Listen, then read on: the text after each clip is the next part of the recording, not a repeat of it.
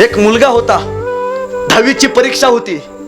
रात्रभर दिवसभर शाळेत खेळायचा आणि सायंकाळी परीक्षा असल्यामुळे अभ्यास करत बसायचा. 12 वाजले की पूर्वी फार लाईटची सुविधा नव्हती. पूर्वी पहिला चिमणी असायची दिव्याची, त्याला वात असायची. वात मोठी केली की चिमणी मोठी व्हायची, प्रकाश मोठा करायचा. वात लहान केली की लाईटचा प्रकाश कमी यायचा.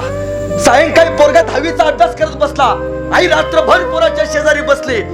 रात्री 1 वाजता मुलगा म्हणला, आई त्या दिव्याची वात मोठी कर ग, मला दिसत नाही. आईनं लेकरासाठी दिव्याची वात मोठी केली. दिवसभर नवरा काम करून आला होता, सायंकाळी झोपी गेला होता. वात मोठी केल्यामुळे प्रकाश मोठा झाला आणि नवरा म्हणा लागला, अगं कळत नाही का, झोप लागत नाही, दिवसभर काम करून आलोय, वात लहान कर. आईनं उठून वात लहान केली. अगं आई अभ्यास करतोय ग, वात मोठी कर ना.